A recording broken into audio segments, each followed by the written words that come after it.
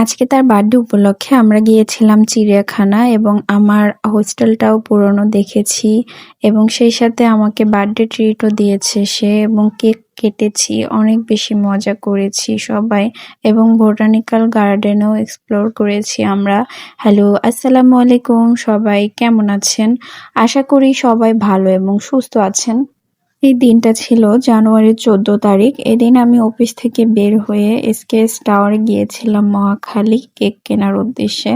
এখানে এসে অনেকগুলো কেক দেখে কোনটা নিয়ে থেকে কোনটা নিব পছন্দ করাটাই আমার জন্য টাফ হয়ে গিয়েছিল। বেশ কয়েকটা কেক পছন্দ হলেও আমি ভাবছিলাম যে তার তো চকলেট পছন্দ না, আমার আবার চকলেট পছন্দ। তারপরে অনেকগুলো কেক আমার পছন্দ হলেও আমি ভ্যানিলা ফ্লেভারের একটি কেক নিয়ে নেই এবং নাম লিখতে বলি এখানে। এরপরে উনি সুন্দর করে নাম লিখে দিচ্ছিল আমাকে, আর ওইদিকে আমার হাজবেন্ড আমার জন্য অপেক্ষা করছে, তাই আমি তাড়াহুড়া করে বের হয়ে যাই। বের হয়ে সামনে দেখছি একটা গার্ডেনের মতো সুন্দর।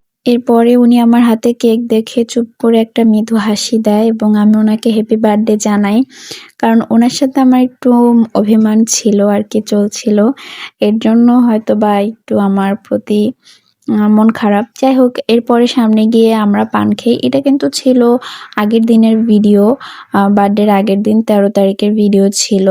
তো এখানে 54+ মশলা দিয়ে আমরা পান খাই, এরপরে বাসায় চলে যাই। তারপর পরের দিন আমরা সকাল সকাল বের হওয়ার প্ল্যান করলেও আমরা বের হই দুপুরের পরে, কারণ আমরা এত লেজি, সব কাজেই আমরা লেজি, আমরা যতই তাড়াহুড়া করি সেখানে লেট হয়। এরপরে আমরা চলে আসি ভার্সিটি। এখানে এসে দেখি যে কোনো একটা প্রোগ্রাম চলছে হয়তো বা, অনেক মানুষ এবং অনেক সুন্দরভাবে সাজানো, তাই আমি একটু দেখছিলাম এখানে এবং কথা বলছিলাম। যাই হোক, এরপর আমরা বের হয়ে যাই, বের হয়ে মিরপুরে চলে আসি। তো মিরপুরে আসার এই পথটা হচ্ছে আমার হোস্টেল, এখানেই আমার হোস্টেল ছিল। আমার এই জায়গাটা এত বেশি শান্তি লাগছিল দেখে, আমার মনে হয়েছিল আমি কিছু সময়ের জন্য অতীতে চলে গিয়েছি। এত বেশি ভালো লাগা কাজ করছিল, আমার খুবই ইমোশনাল হয়ে গিয়েছিলাম। আর মিরপুর 2 নাম্বার এটা হচ্ছে আমার একটা খুবই আবেগীয় জায়গা, আমার খুব ভালো লাগে। ঢাকা শহরের মধ্যে এই এলাকাগুলো যেখানে আমি ছিলাম প্রায় 5-6 বছর, এই এলাকাগুলো আমার খুব বেশি ভালো লাগে আর কি। যাই হোক, এরপরে আমরা চলে আসি বোটানিক্যাল গার্ডেন, এই তো জাতীয় উদ্যানে। আর আমি বুঝতেও পারিনি আমার হাজবেন্ড আমাকে আমার হোস্টেলের পাশ থেকে নিয়ে আসবে, উপরে আমাকে একটা সারপ্রাইজ দিয়েছে, তাই তোমাকে আমি অনেক ধন্যবাদ দিচ্ছি। এরপরে আমরা ভিতরে প্রবেশ করব, তাই কিছু কেনাকাটা করে নিচ্ছিলাম, এখান থেকে পানি নিচ্ছিলাম, চিপস, যা দরকার আসলে, যেহেতু আমরা দুইজন ওখানে বসে সময় কাটাবো, এই জন্য কিছু কেনাকাটা করে ভিতরে প্রবেশ করি আমরা। আমরা প্রবেশ করেছিলাম বোটানিক্যাল গার্ডেনে। তারপরে এখানে আসার পরে আমরা একটু ছবি তুলে নেই, কারণ প্রবেশ পথটাই কিন্তু অনেক বেশি সুন্দর হয়ে থাকে, আর এই জায়গাটা একদম গ্রামীণ পরিবেশ, অনেক বেশি ভালো লাগা কাজ করে। আর আমার ইচ্ছা ছিল এখানে আমি কেক কাটবো, কিন্তু আমার হাজবেন্ড বলছিল যে বাইকে করে আমি নিয়ে আসতে, তাই আনা হয়নি কেক। কিন্তু সমস্যা নেই, কোনো একদিন নিয়ে আসবো, কারণ আমার বাহিরে বসে কেক কাটতে খুব বেশি ভালো লাগে খোলা আকাশের নিচে। এখানে অনেক বেশি মানুষ ছিল যেহেতু বিকাল বেলা ছিল, আর আমরা কিন্তু অনেক বেশি এই জায়গাগুলোতে আগে ঘুরেছি যখন স্টুডেন্ট ছিলাম। আর এই জায়গাগুলো কিন্তু এখন অনেক বেশি পরিবর্তন হয়ে গিয়েছে আর অনেক বেশি সুন্দরও হয়েছে। যাই হোক, দিন যত যাবে সবকিছু অনেক বেশি আপডেট হবে, এটাই স্বাভাবিক। আর বাহির থেকে আমার হাজবেন্ড আমাকে ফুল কিনে দিয়েছিল, আমি বলেছিলাম আমাকে একটু ফুল কিনে দাও। তারপরে তো সুন্দর একটা ফুল কিনে দিয়েছে, ওইটা নিয়ে আমি একটু ভিডিও করছিলাম। আর ফুল জিনিসটা না আমার অনেক বেশি ভালো লাগে, কেন জানি না।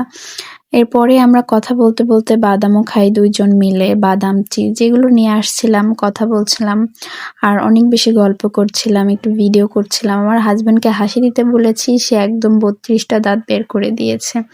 এরপরে বলি যে একটু ভিডিও করি, অনেক রিকোয়েস্ট করে তার সাথে ভিডিও করছি, কারণ সে রাজি হয় না, খুবই লজ্জা পায়।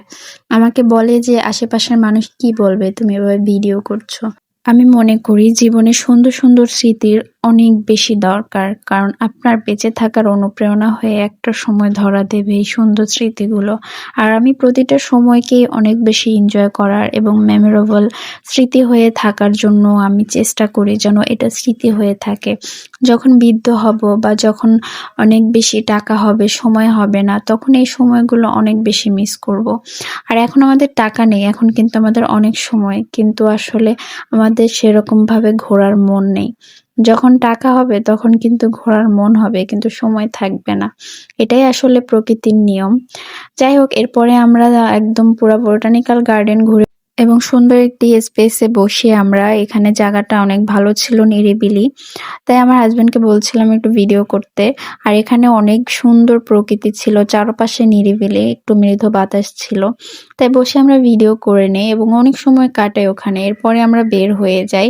আর আমরা ভাবছিলাম বাইরে তো বাইক রেখে এসেছি, বাইক কি আদৌ আছে, এটাই দুজন ভাবছিলাম আর হাসছিলাম। এরপরে আমরা বের হয়ে যাই, কারণ সন্ধ্যা হয়ে যাবে। বেশ অনেক সময় ছিলাম, কারণ এসেছি দুপুরের পরে যেহেতু। এরপরে আমরা মিরপুর হয়ে বাসায় যাই। আর মিরপুরের এখানে একটি দোকান আছে, ওখান থেকে আমি ক্রিম কিনবো আর কিছু ফলও কিনে নিয়েছি আমরা।